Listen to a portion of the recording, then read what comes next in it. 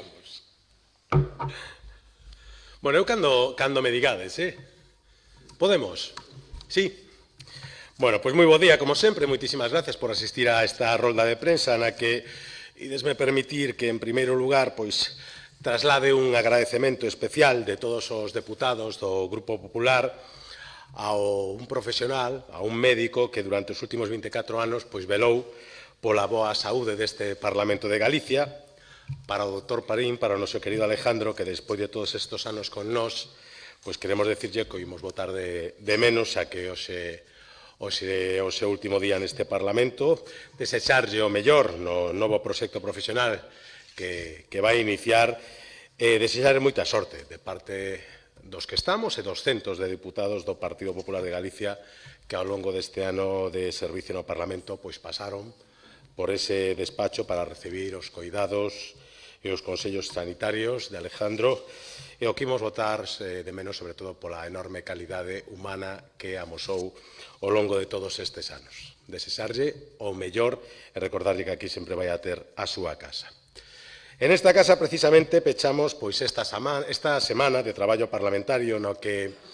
ademais dun intenso pleno no que aprobamos o ditame definitivo da Comisión de Investigación sobre a contratación pública da Administración Autonómica, co resultado que todos coñecedes e que BNG e PSDG pois parecen que non queren acabar de asumir, a pesar de toda a documentación que tiveron ao seu dispor e os comparecentes que pasaron pola Comisión, que votaron abaixo todas e cada unha das súas teimas sobre a construción do Hospital Público Álvaro Cunqueiro e sobre as contratacións públicas realizadas pola Xunta de Galicia. Pero non lles chegou e persisten na súa teimosa cabeceroría en desprestixiar a este centro sanitario recoñecido como un dos mellores de España e de Europa, todo isto aderezado con insistentes mentiras e demagoxia sobre o seu custo e os servicios que se prestan neste hospital.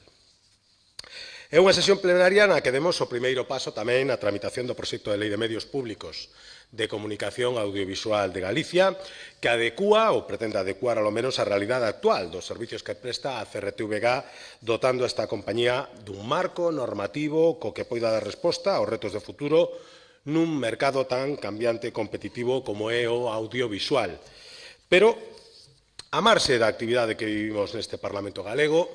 creo que a atención política estivo centrada nesa nova manobra realizada por Pedro Sánchez para manterse unha vez máis na poltrona da Moncloa, someténdose unha vez máis á chantaxe do independentismo catalán para sacar adiante un decreto que, iso sí, pasou de ómnibus a minibús e que, gracias a esa rectificación do Goberno, vai permitir a revalorización das pensións, as bonificacións ao transporte e as axudas para os afectados pola dana. E non é sen tempo, por certo, tamén para os afectados polo volcán da Illa de Palma. Pasamos dun real decreto con cerca de 90 medidas a outro que contén únicamente 29, que recolle o que quixeron e puxeron enriba da mesa tamén os independentistas cataláns, unha nova demostración da dependencia total do goberno do señor Sánchez aos desexos do fugado Puigdemont, que é quen está a guiar a política española con negociacións escuras en Suiza cos cambiantes enviados especiais de Pedro Sánchez. Desde o Partido Popular sempre defendemos e seguiremos defendendo e apoiando, como xa o dixemos dende o primeiro momento no que o goberno de Pedro Sánchez aprobou o seu primeiro decreto lei, o mantemento do poder adquisitivo das pensións que cobran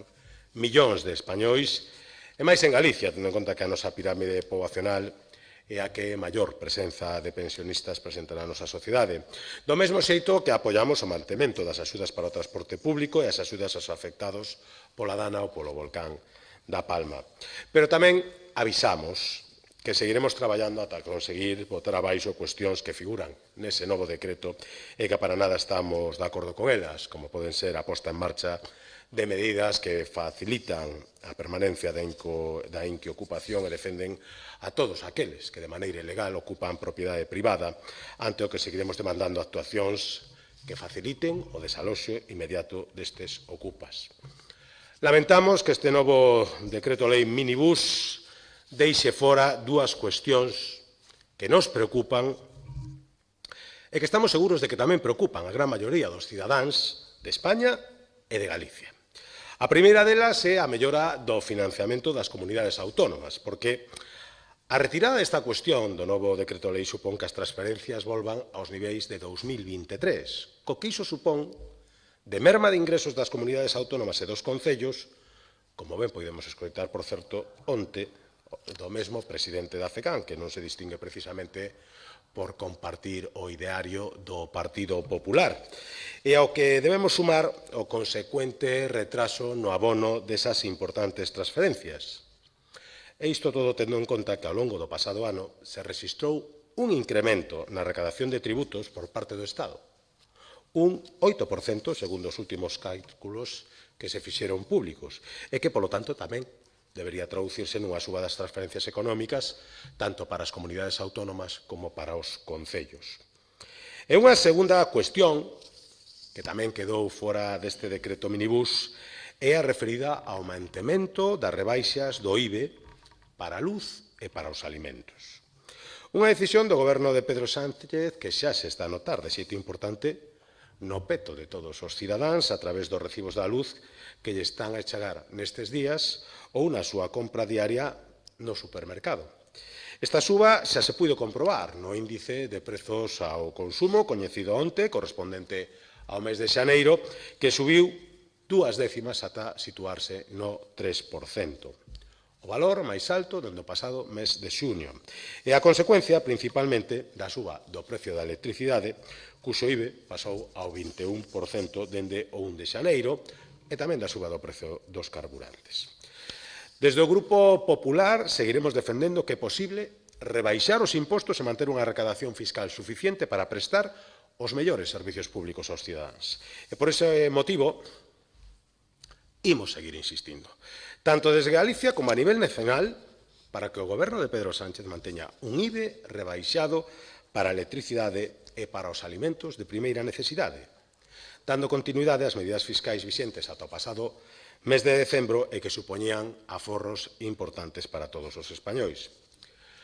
Pero non nos imos esquecer de recordar ao Goberno central a necesidade de que tamén aplique unha rebaixa do IBE e considere de primeira necesidade produtos tan significativos para a economía galega como son a carne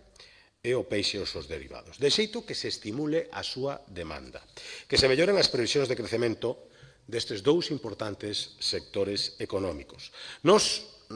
non podemos entender como o goberno de Pedro Sánchez mantivo e mantén inalterado o IBE dos produtos do mar e da carne,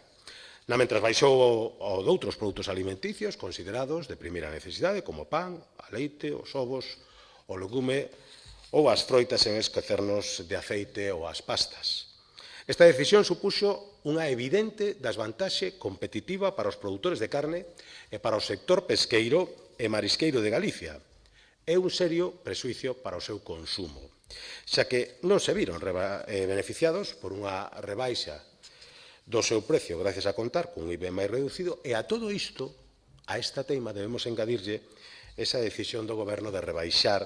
a exigencia de racións de peixe nos menús escolares pola súa estricta decisión. Por este motivo, desde o Grupo Popular seguiremos demandando que o Goberno central atenda esta petición de rebaixa do IBI non só para a electricidade e os alimentos, senón tamén para os produtos da carne e do peixe, que ao noso entender deberían gozar dun IBI superreducido do 4%, o mesmo que teñen outros alimentos básicos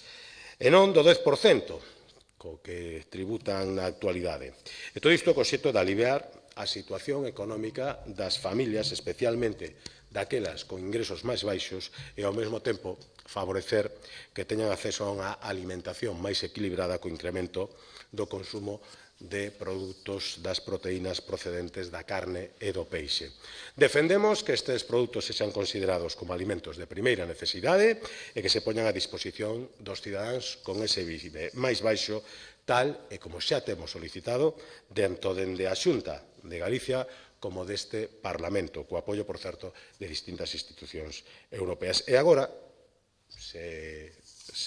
con isto dou por finalizada esta intervención, pois póñome a vosa disposición para respostar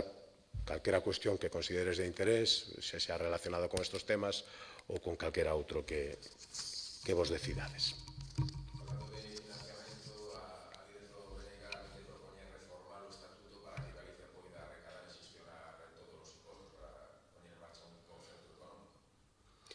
a teima do BNG en empobrecer Galicia, primando o seu teimudo posicionamento ideolóxico sobre a realidade económica que reiteraron prácticamente a totalidade dos comparecentes que viñeron a esta comisión, a este Parlamento de Galicia, perdón, a pronunciarse sobre este tema, é que é preocupante. A desconexión da señora Pontón coa realidade económica de Galicia é preocupante. E volvo a repetir, apostar polo sistema económico que pretende a señora Pontón supón un empobrecemento radical dos recursos dos que disponía a Facenda Pública Galega. E, polo tanto, eu pido que abandone esas posicións absolutamente sectarias e que se poña do lado das necesidades das galegas e dos galegos, que neste momento están enormemente alonxadas dos plantexamentos que fai a señora Pontón. É unha absoluta irresponsabilidade seguir teimando con esa proposta.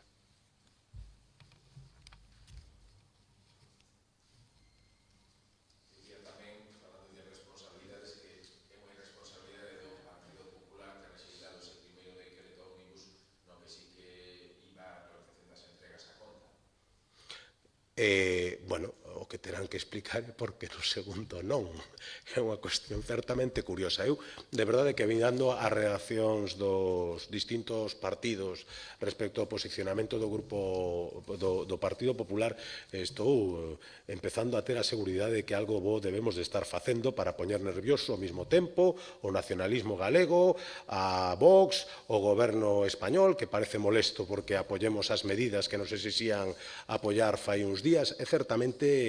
curioso, en fin, os posicionamentos que se están dando. Hoxe mesmo creo que escoitei comparar o presidente do PP co coyote. Eu de verdad que me costa entender as cousas que se din últimamente en Madrid,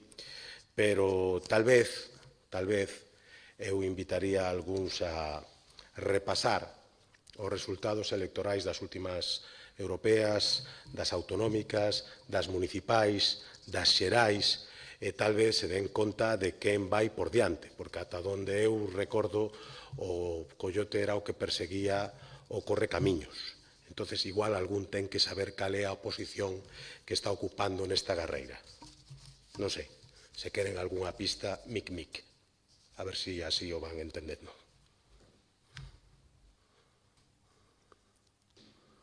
Algunha cuestión máis? Non? Pois moitas gracias e a vosa disposición en sucesivas reunións.